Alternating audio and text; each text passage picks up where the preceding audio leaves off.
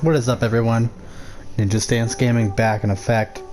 We have a video of Assassin's Creed Origins. I'm going to be redoing this series on my channel, mainly because of when I was doing this Origins before. I had a different PlayStation.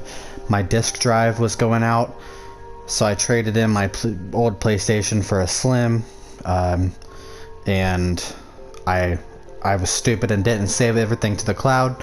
Therefore, I lost all of it. So that's my bad. I'm gonna have to start over.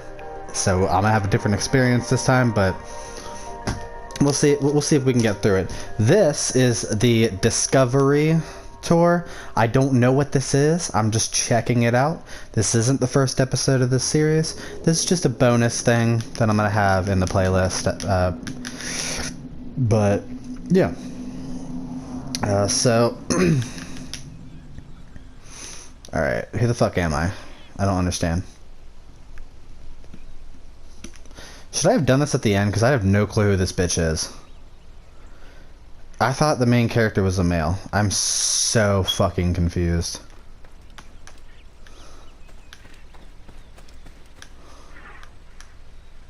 Alexandria, planning of the city. Number of stations 8. Region Alexandria.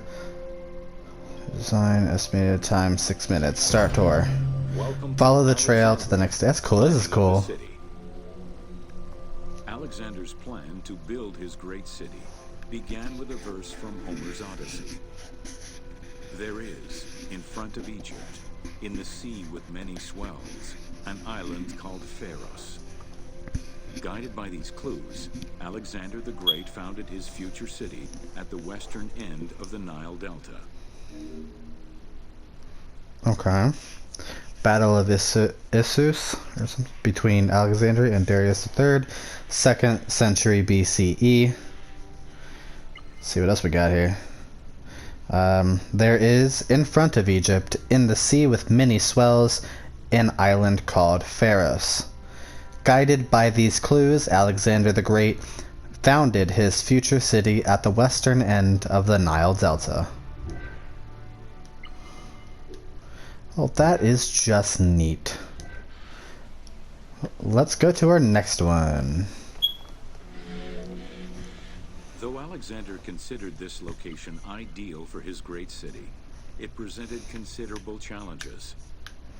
Too difficult to access during storms, the surrounding swamps threatened disease, and the limestone soil prevented the growth of healthy crops.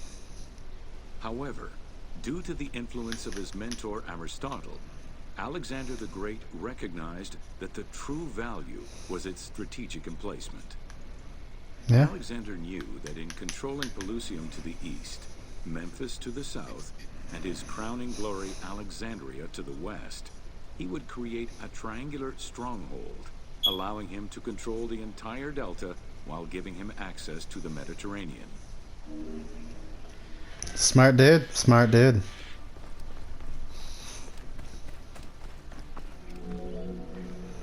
The Great Walls of Alexandria had a humble beginning.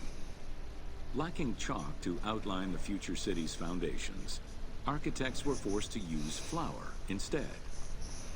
Clouds of migrating birds swept down and ate the flour, erasing the plans. This prompted Alexander to seek guidance from the oracles, who reassured him that his future city was destined to feed a large population.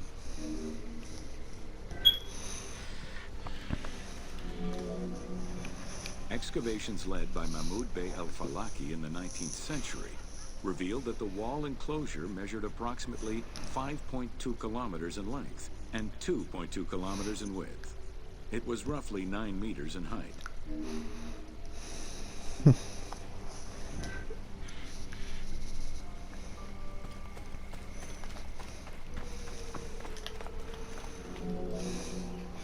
These formidable ancient walls would resist a number of attacks, including fending off the king of Syria in 169 BCE. It wasn't until 295 CE that they eventually fell to Roman Emperor Diocletian, and this only after 8 months of relentless assault. Did he say CE? Yeah, what the fuck is CE? Okay.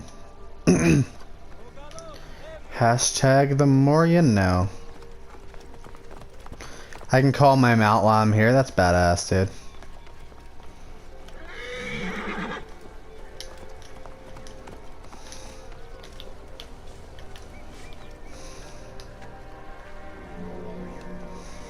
Alexandria's principal architect, Dinocrates, chose a Hippodamian grid plan.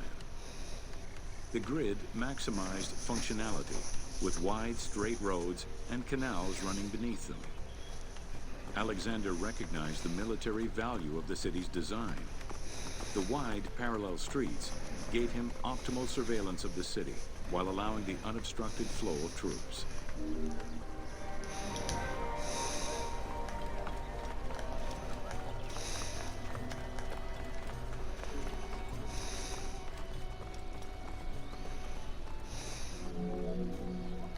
A central corridor ran from the Mediterranean's north port down to Lake Mareotis to the south.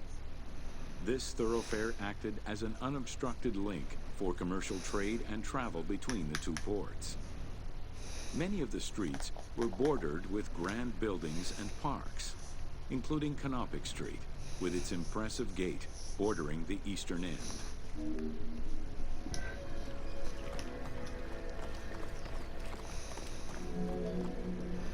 Alexandria was most likely built upon an already existing Egyptian village.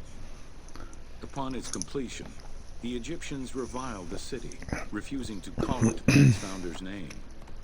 Instead, they called it Raked, the building, as a mark of disdain, which was later Hellenized into Rakotis. Despite this, the name Alexandria would remain. That's cool. Tour completed. Alexandria, planning of the city. Welcome to Discovery Tour by Assassin's Creed. You can now explore ancient Egypt at your own pace, or select options to choose a new tour by opening the pause menu. So you open the pause menu. Oh, that's cool. Okay, so you got... Okay. Alright, so you can... I can literally visit all of this. Well, that's just neat. And that's just this. That's not even... Wow, there is a lot to this, guys. This might be longer than I fucking thought. I would much rather just tour it at my own pace, honestly. I feel like it'd be much funner that way.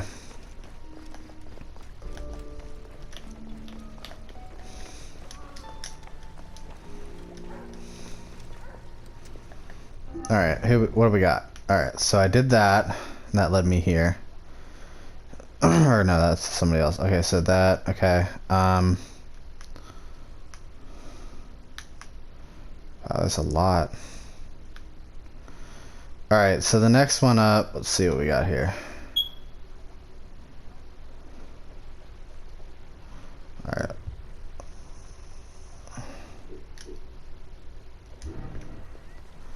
Alright.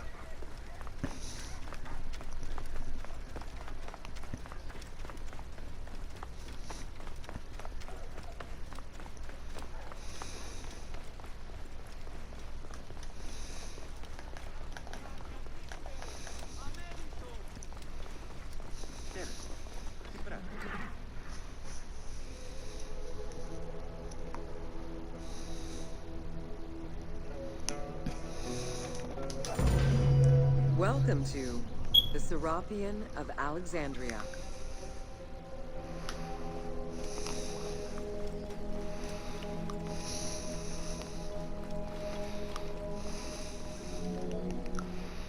In a city of numerous magnificent attractions, the Serapeum was considered to be the most beautiful temple of Alexandria. Located southwest of the city, on a small hill known as the Acropolis, the sanctuary was constructed during the reign of Ptolemy III, upon foundations which had existed since the reign of Ptolemy I Soter.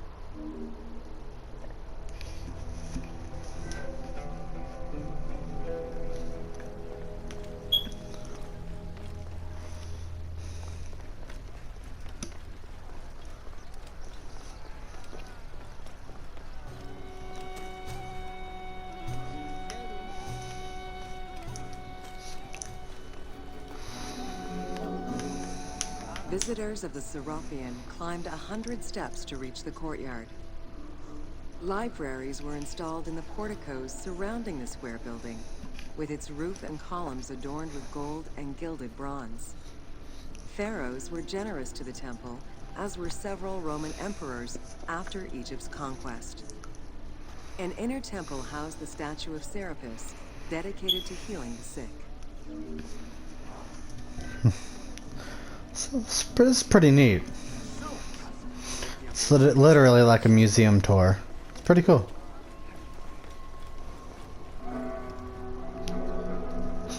Since the 26th dynasty, Greeks in Egypt had gradually integrated the Egyptian cult of the Apis bull to their own rituals. With the establishment of the Ptolemaic dynasty, the cult of Apis was further integrated into Greek religion. During his rule, Ptolemy I chose to merge Egyptian and Hellenic gods into a syncretic divinity named Serapis. This name was the result of the amalgamation of Osiris and Apis. With this new deity, the Ptolemaic dynasty managed to accommodate similar belief sets for two different cultures, bringing about a new dynastic cult.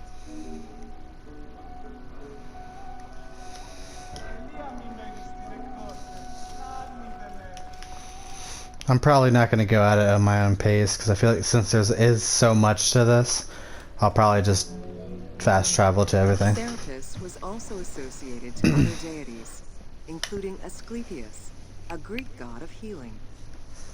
It is possible that, as with the Serapis Temple of Canopus, the sick would visit this sanctuary, sleeping there overnight in the hopes of being healed within its hallowed halls. Alright, tour completed.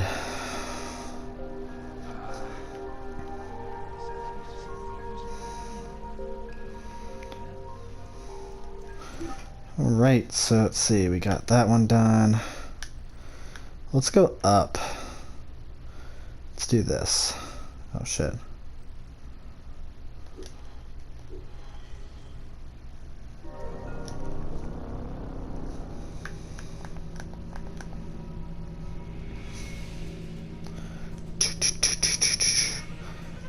In a world filled by cyber, one woman goes to desperate lengths to run in one place.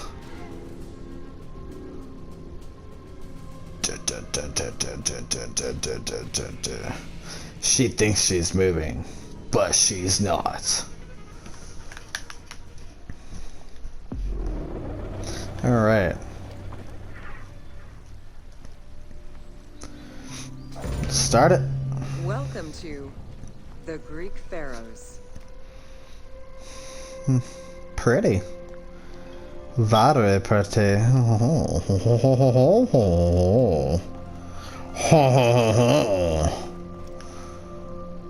It's interesting design. I like this design.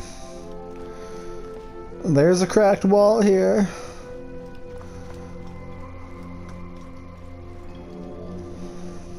Pharaohs were considered divine incarnations of the gods. As an avatar of the gods living on Earth, the pharaoh's role was to preserve fundamental values and universal harmony by removing chaos, Izvet, and ensure that justice, Mot, prevailed.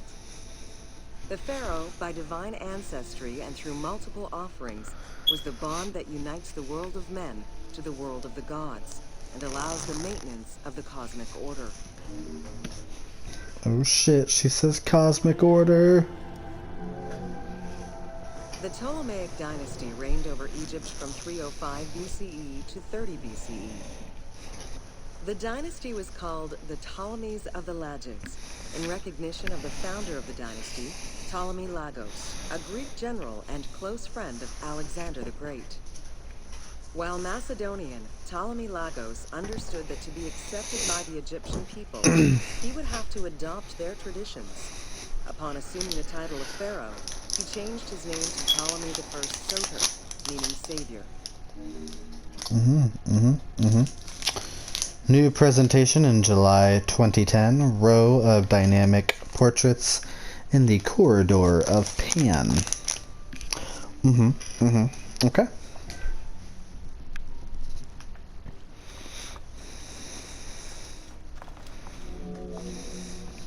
Born in 356 BCE, Alexander the Great went through a hasty education in the affairs of the kingdom before integrating into the Macedonian army, where he quickly rose through the ranks. After his father's assassination in 336 BCE, which some believed was orchestrated by Alexander himself, he became king of Macedonia.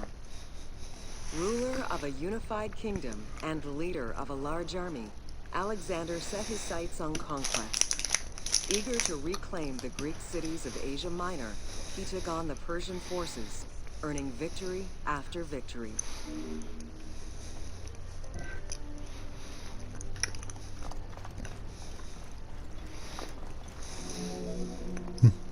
Ever victorious, Alexander the Great marched on, laying siege to city after city until he reached Egypt, where the Persians were defeated yet again. Viewed as a liberator by the Egyptian people, Alexander decided to become pharaoh in due form. He traveled to Thebes to make a sacrifice to Apis, then went to the oasis of Siwa, where he was proclaimed son of Amun. Officially Pharaoh of Egypt, Alexander spent much of the winter there and founded the city of Alexandria. Perhaps not coincidentally, being Pharaoh allowed Alexander to spread propaganda to prepare further conquests. He resumed his military campaigns in 331 BCE. All right. On his deathbed in 323 BCE, Alexander the Great gifted the satrapy of Egypt to Ptolemy Lagos. Perfectly aware of the value of Egypt, Ptolemy ensured not only the stability of the country's borders, but also its economic and military development. At the same time, he worked with the Egyptian elite to maintain the internal order of the country. By 305 BCE, Ptolemy, well respected both in Egypt and in the Mediterranean, was at the head of the largest fleet of the Hellenistic world. Ptolemy officially took the title of Pharaoh of Egypt in January 304 BCE, on the anniversary of Alexander the Great's death.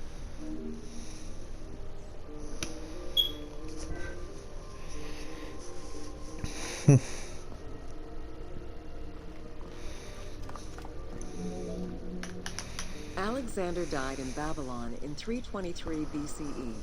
His remains were placed first in a solid gold sarcophagus, and then within another. The casket was carried in an ornate custom wagon, gilded and set with precious stones, and pulled by 64 mules crowned with gold. The funeral procession was diverted to a grandiose temple in Alexandria, built in the conqueror's honor under the orders of Ptolemy I.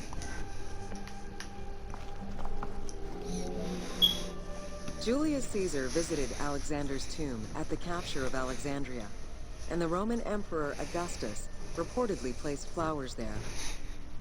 However, though many powerful leaders claim to have visited it, the tomb's location has gone missing from history. Some accounts do state that the golden coffin was replaced by a glass sarcophagus, probably by Ptolemy X. It is also implied that Cleopatra may have plundered the tomb in a time of financial crisis.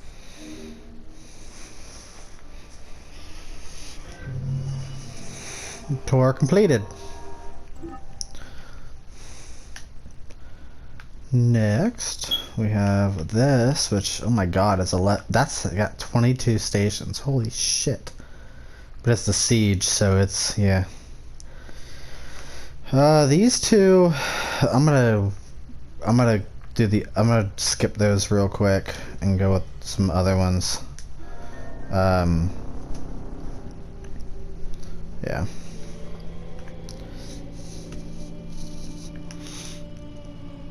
Egyptian Girl Running, the sequel. Oh shit, that was a short movie, never mind. Short film.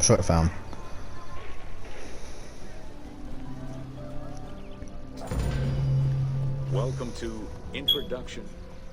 After conquering Egypt in 331 BCE, Alexander the Great decided to build a new city, which, as per his habit, he named after himself. After his death, Alexandria quickly became the capital city of the Ptolemaic kingdom and the most important city of the Greek world.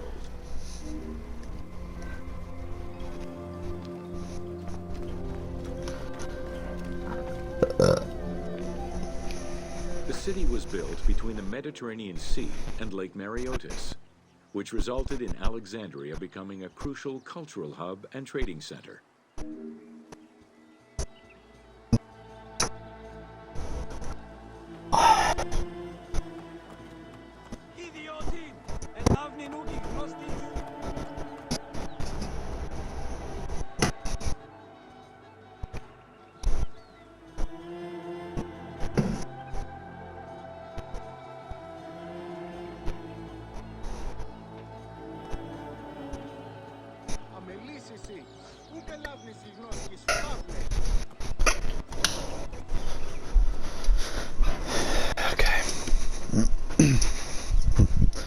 Alright, sorry about that, guys. I was going into the kitchen to get a drink, 2 drinks. I'm mixing a cocktail up. So I already went that way, so it's this way.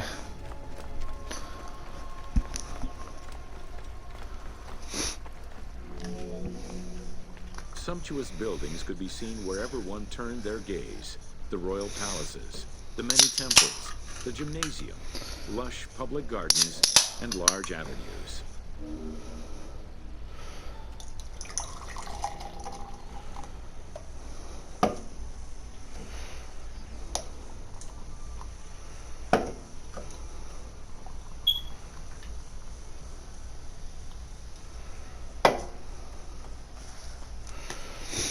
All right.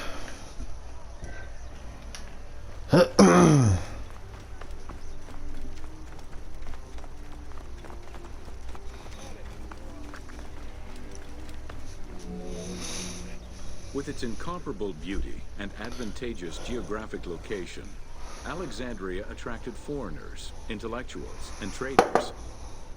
One of the most cosmopolitan cities of the ancient world, Alexandria supplanted I'll be right even back. Athens as the most important Greek city in history.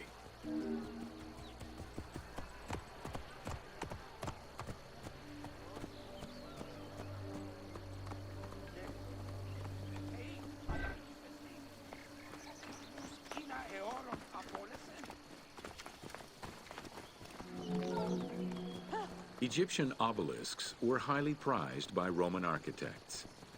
While Roman design previously favored the use of a single monument, Egyptian obelisks tended to come in pairs and were generally located at the entrance of temples. Several ancient Egyptian obelisks are still in existence today, though many are spread out across the world in locations such as Paris, Rome, New York, and London. All of this shows that Alexandria was significantly influenced by the rich past of Egypt. Whoop. Watch your camel, boy. Watch your camel. I wouldn't have to hurt you. Alexandria had several main streets. Its most famous artery was the Canopic Way. It was lined with sumptuous buildings, houses, and temples, and was roughly 8 kilometers in length. This street was one of the most important shipping entrances to Alexandria, and often hosted processions and festivals. Okay.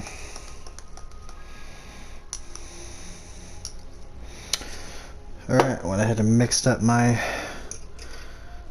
cocktail.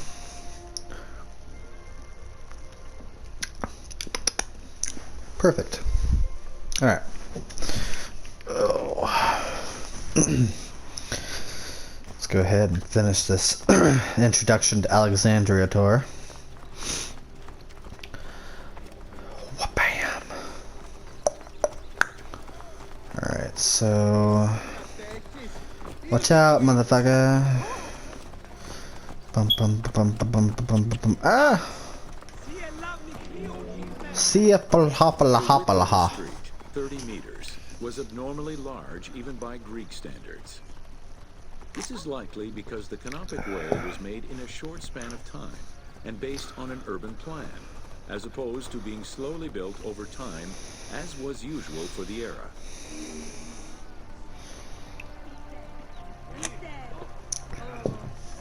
Alright. Let's see. I think this is the last one, last station.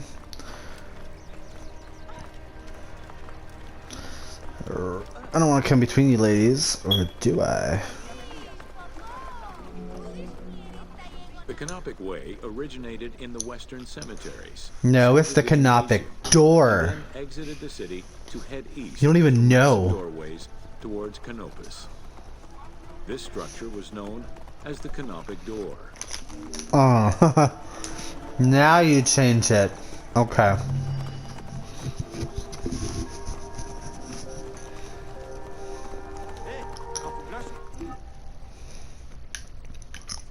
Alright, fuck it. I'll do this one.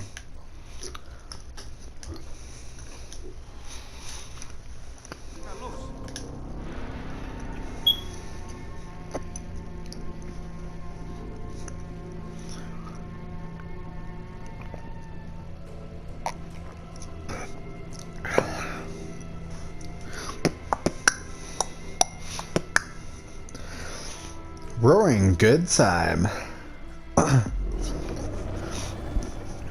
Oh shit. The Siege of Alexandria. Learn about the Siege of Alexandria from Julius Caesar or Kaiser, whichever one's perspective. Welcome to the Siege of Alexandria. Guys, I really wish, just Caesar or Kaiser or whatever, I really wish that they would remaster Fallout 3 and New Vegas. Like, realize how long I would spend on those fucking games with you guys? Oh my god, I'd play the shit out of that. Look at the way I sway my butt, I sway my butt. Move, motherfucker! Among the collection of writings attributed to Julius Caesar are his descriptions of the Siege of Alexandria, the Gallic Wars, and the commentaries on the Civil War. These archives contain information on different campaigns, the Wars of Alexandria, Africa, and Spain. Each of them recounts Caesar's military activity from 58 BCE to 45 BCE. Though Caesar's documents remain a main source of information, it's important to note that the perspective is limited. It is necessary for other historical documents to be taken into consideration to provide a better understanding of events. Okay. The Siege of Alexandria closely relays the events of the Civil War that led up to the event and describes how Caesar was besieged in the palace of the Ptolemies. Other ancient authors have left equally valuable and sometimes contradictory information. All right.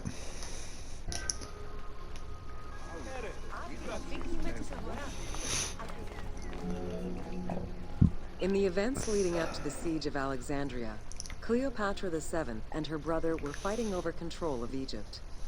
Young King Ptolemy XIII's regent, Pothinus, had firm control over the young pharaoh, and an outmaneuvered Cleopatra soon went into hiding. This set the stage for Pompey's arrival in Alexandria. Having lost his battle against Caesar in 48 BCE, the Roman general turned to his allies, the Egyptians, for safe harbor. But on the advice of Pothinus, Ptolemy XIII had Pompey assassinated in the hopes of earning Caesar's favor. This would turn out to be a most unfortunate decision.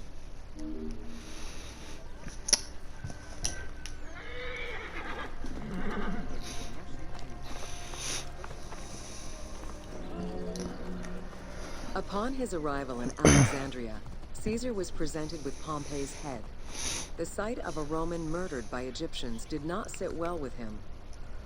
Caesar made his displeasure clear, ordering the return of Cleopatra, and for the siblings to resolve their differences and resume their co-rule of Egypt, as per the will of their father. Neither Pothinus nor Ptolemy XIII wished to accede to this demand. While doing his best to aggravate Caesar, Pothinus secretly plotted against the Roman ruler and sent word for Egyptian general Achilles to bring his 20,000 men to fight on his behalf. While Pothinus plotted against Caesar, Cleopatra made a bold move. Achilles? Isn't it Achilles? Never mind. Okay.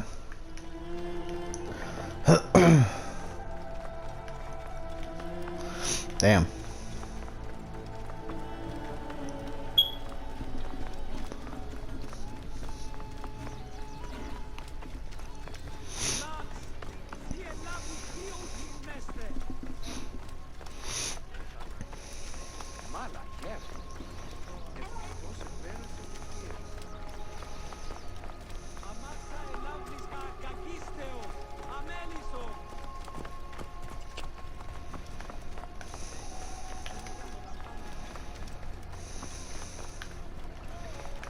Look, you got it in first person, guys.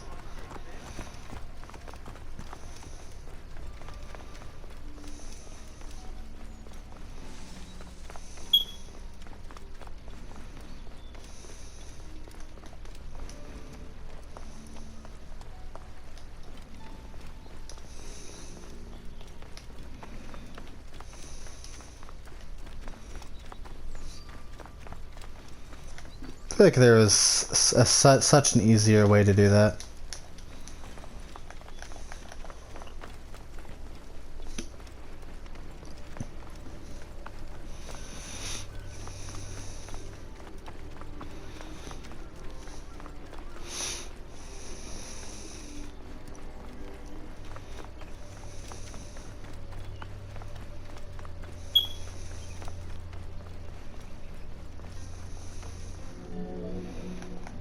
There are various descriptions of the encounter between Caesar and Cleopatra. One report states that she snuck into the palace alone at night. Another account claims she was accompanied by an ally and was brought inside the palace wrapped in a carpet bag. Though exactly what happened at this fateful meeting is up for debate, what is known is that Cleopatra met with Caesar and earned his approval. Pothinus and Ptolemy XIII were most vexed with this turn of events.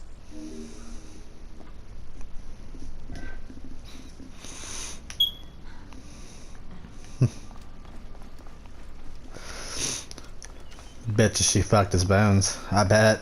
Bet you. Alright. Bam, bam.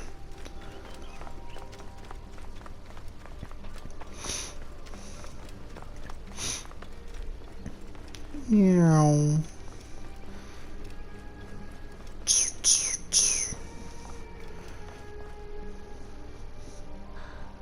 Hola, agata εύξομαι.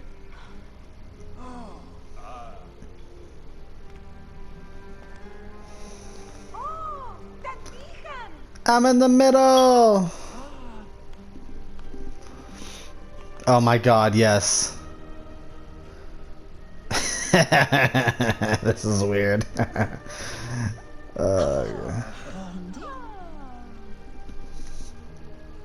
And now hold hands. Yep, now kiss me. Or punch me in the face. Okay. Now punch me in the face. Alright, go away. Alright, now spin around me. I'm the center of attention. That's right, that's right. Yeah, yeah, yeah. Yeah. Alright, let me out. I went through your arms. That's not that's not like actual life at all. With Cleopatra finally present, Caesar chose to act as mediator between the siblings in the hopes of a peaceful resolution. It did not take long for things to sour. During a banquet given to celebrate the reconciliation, there was an assassination attempt on Caesar. It was the Roman leader's own barber who thwarted the attack. Once it was revealed that the king's regent, Pothinus, had ordered the attack, Caesar had him executed. He then placed the young king under guard. This is weird. Move, bitch, get out the way. Move, bitch, get out the way. That's so far away. I think, if it's going all the way back over there. Yeah, it's a decent travel.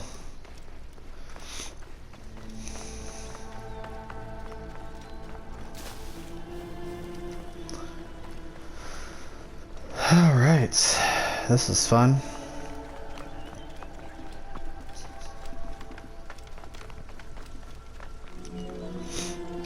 Caught within the palace with roughly 4,000 troops, and with the knowledge that the arrival of enemy forces was imminent, Caesar sent for help from Syria, Rhodes, and Cilicia.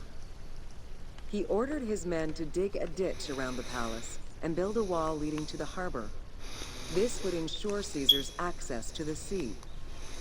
When Egyptian General Achilles arrived in the city with 20,000 men, the battle for Alexandria began.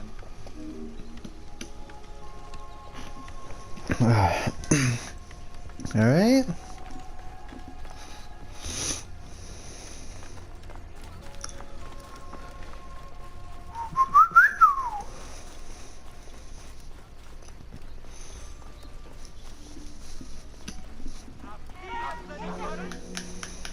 With so few men at his disposal, Caesar could not risk a battle just yet.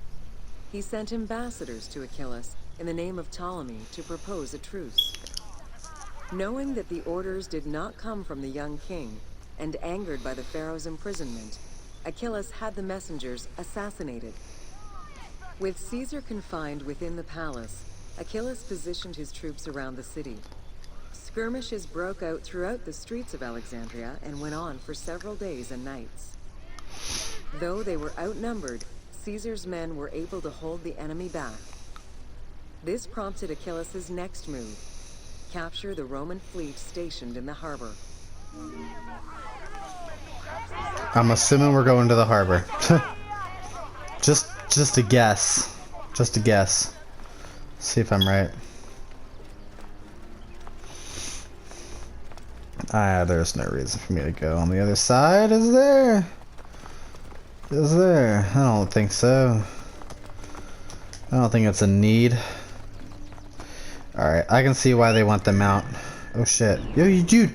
Homeboy, you can do Sanu? Oh shit. Alright, let's go, motherfucker.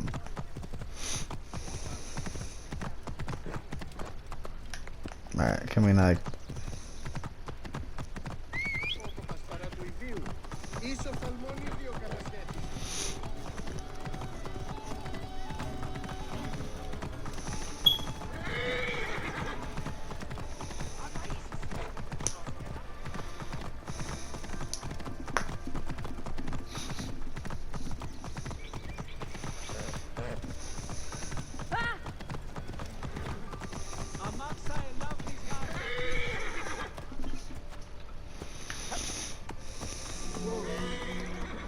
Although the palace offered protection, losing the port meant the end of help and supplies.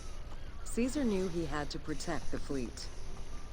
While he and his troops succeeded in regaining control of the port, he knew it would be impossible to sustain. Caesar ordered the burning of the ships. With passage back to the palace closed off, he headed for the lighthouse of Alexandria. To the lighthouse. Or never mind. Fighting their way through the Egyptian troops, Caesar and his men eventually reached Pharis Island. There, they took refuge within the lighthouse. With easy access to the open sea, Caesar was able to send messages to his allies requesting reinforcements and more supplies. The island fort also allowed him to control access to the harbor by relying on the chains used by the Egyptians to control ship traffic to and from Alexandria's docks. All right. Whoa.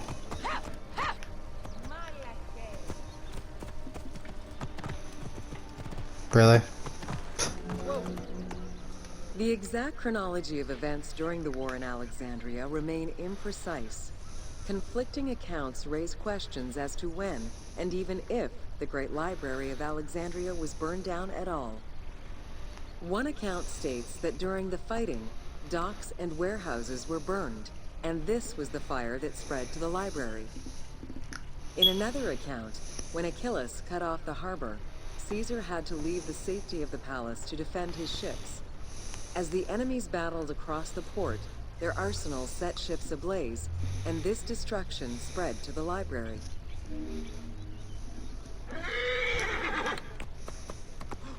Nay. In either case, the Great Library was not completely destroyed. Experts point out that its location was too far from the harbor, and much later texts refer to the Great Library as being intact. Warehouses near the harbor contained manuscript copies awaiting export, and it is more likely that these documents were destroyed than the Great Library itself.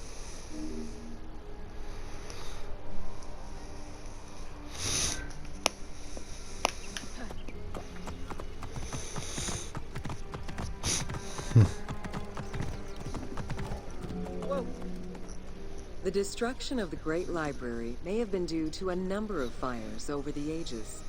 Its end was probably closer to the 4th century CE, when the Christian Emperor Theodosius I ordered the closure of all pagan temples. While some documents survived after being moved away, it remains unclear just what knowledge may have been lost.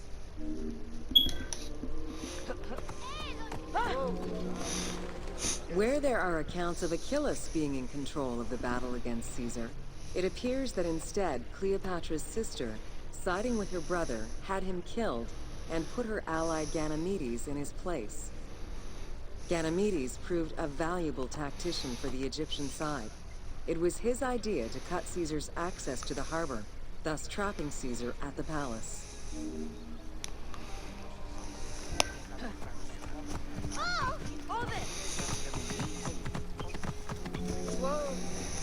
During the time of Ptolemy I, canals had been dug throughout Alexandria to provide fresh water.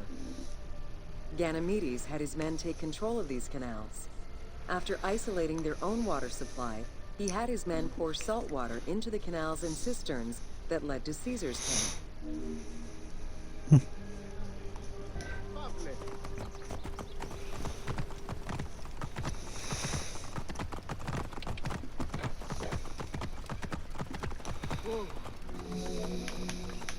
Panic erupted in Caesar's men. They wouldn't last long without fresh water. Recognizing that the porous limestone could help them, Caesar and his men dug wells to restore their water supply. Days later, the 37th Legion, comprised of Pompey's soldiers, arrived by ship. Unable to come ashore due to the winds, Caesar risked going out to meet them on the peninsula, Cape Chersonese. When the enemy learned Caesar's location, they rushed to intercept. Despite an obvious advantage for the Alexandrians, Caesar, with a Rhodian ship full of skillful sailors, emerged victorious.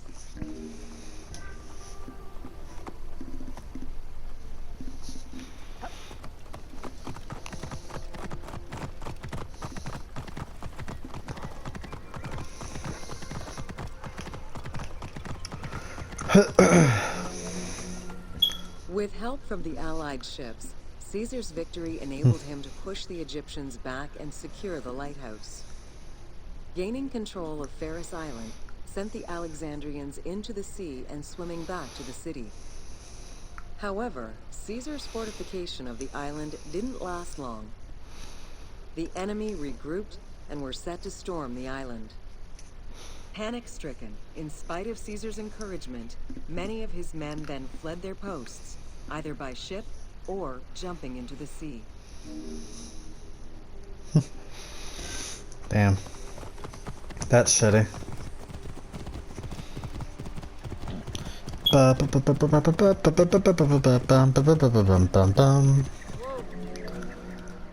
Caesar attempted to retreat, but Port Eunostos' harbor was overrun with enemy ships, preventing escape. Reportedly, Caesar gathered his papers and leapt overboard in an attempt to swim to an Allied ship farther out. Historian Cassius Dio claimed that Caesar would have drowned if he hadn't been able to remove his purple garment. Still, he managed to swim the distance and survive. The Alexandrians recovered the cloak and used it as a trophy, to commemorate the Roman debacle.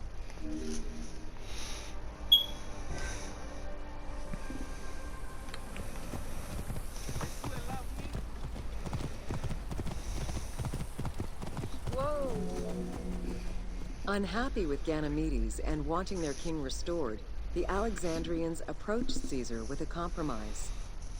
Caesar agreed to release Ptolemy XIII after entreating him to spare the kingdom and remain loyal to Rome. Once freed, however, the king defied the agreement and continued the war.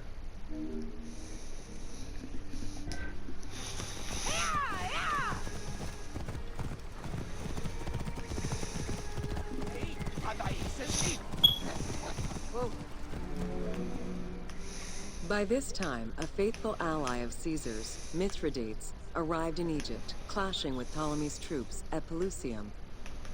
Outnumbering the enemy, Mithridates secured the region between Pelusium and Alexandria.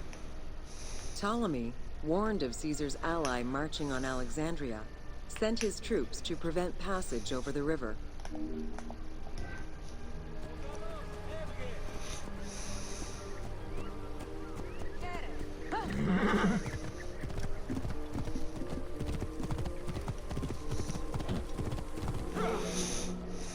Mithridates warned Caesar in time, and the two groups confronted the armies of Ptolemy in the Delta. In the Battle of the Nile, the Romans gained the upper hand, sending the Egyptians fleeing. In the tumult and panic, King Ptolemy XIII drowned in the Nile.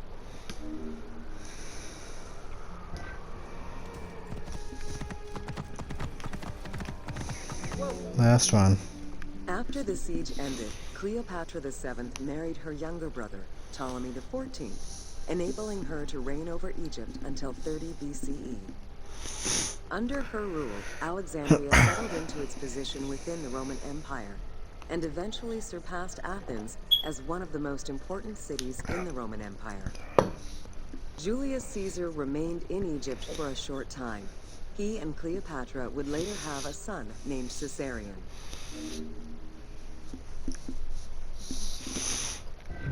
All right. Went ahead and completed that one. Let's see here. What else we got? A fuck ton. All right. That took, it says estimated 20 minutes. Damn.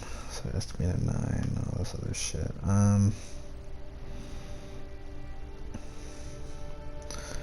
We'll go ahead and do education in Alexandria. Hopefully we have enough time to do that and end this video. Or at least hopefully we have enough time to do that, you know.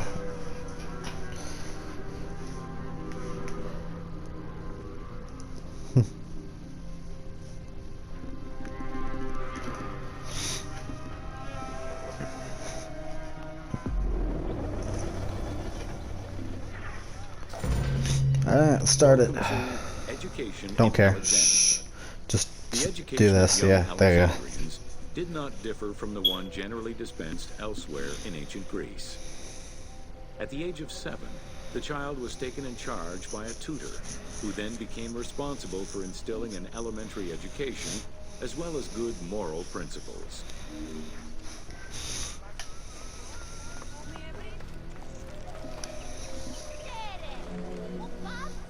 Teaching was generally done outside, in the open air. In the gymnasium, students were taught not only sports, but also topics such as rhetoric, philosophy, music, and poetry. All things deemed essential to one's education at the time.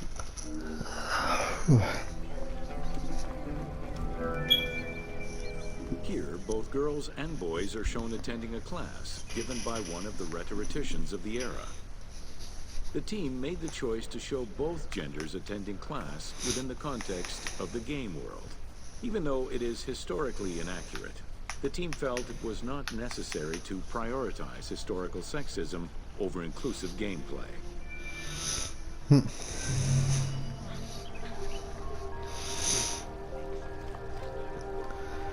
Alright.